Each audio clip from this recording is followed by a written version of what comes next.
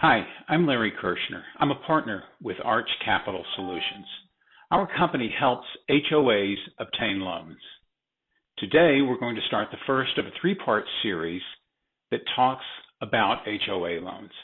Whether you're an HOA board member fulfilling their fiduciary responsibility, whether you're a homeowner that lives in an HOA or a condo owner, or whether you're some sort of partner, whether you're an accountant or an attorney or a management company, just some sort of strategic partner who has an interest in learning more about HOA loans, this video is for you.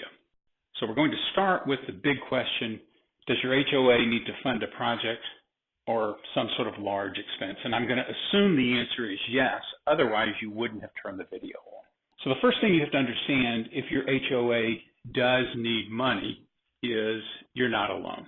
Some HOAs are old, underfunded, under-reserved. They've got some sort of mismanagement that's occurred or perhaps even fraud. And others just are victims of natural disasters. There's lots of reasons, lots of things that could occur that could cause an HOA to need to turn externally for money. So again, the first thing, take a breath. You're not alone in this endeavor, and you're not out in uncharted waters. With that, let's look at what are some projects that HOAs typically look at to borrow money. From my experience, HOAs typically need money for four pretty distinct buckets. They're facility related, they're cash flow related, they're infrastructure related, or there's some sort of other miscellaneous reason. Again, you can look at the slide, you can download our guide, and it will give you each of these buckets in a little bit more detail. But nevertheless, most loans tend to fall into these categories. So the board, I'm going to talk to the board for a minute now. Before moving forward, before really taking one step almost outside of the boardroom, the board needs to do a preliminary needs assessment. The board needs to very clearly understand, why do you need capital? How much do you need? How soon do you need the funds? How did you get into this position? And from that, you need to remember, you can't change the past. You can only look at going forward. So you can only look at today forward. If something occurred a month ago, a year ago, 5 years ago, or 10 years ago, you're not going to be able to change it. You should understand it and document it and address it, but you can't change it. So I've seen a lot of boards spend a lot of energy on infighting on situations that have brought them to today and created this problem. And there's no denying there's been situations that created the problem. But once again, they can't change that. So to fight with each other and to dwell on it, I think is a waste of energy. However, that said, you need to do a needs assessment. You need to understand what it is you're asking. You need to be crystal clear on that. You need to be crystal clear on exactly what do we think we need going forward. Before you even think about external financing, the board should have some preliminary conversation within the community. You need to communicate the situation of where the board is, where the community is, rather, why, again, this money is needed. You need to do a bit of a grassroots campaign to figure out, is there support for the project? Because if the community doesn't support the project, not only are you going to have difficulty getting a loan, you're going to have difficulty getting reelected to the board. So it's just a best practice to be transparent and to be open and help the community understand why it's in this situation and what the board is beginning to think about. You don't have to go to the community at this point with a baked plan. You do, however, benefit from giving the community a heads up as to what's going on.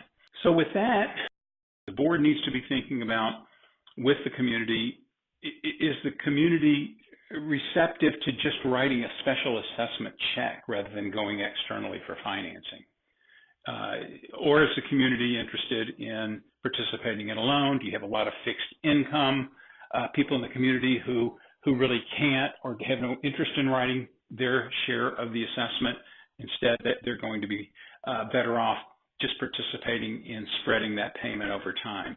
So nevertheless, what we'll do in about the third section of this video we'll show you the way that we prefer to structure these deals so that the community has the choice.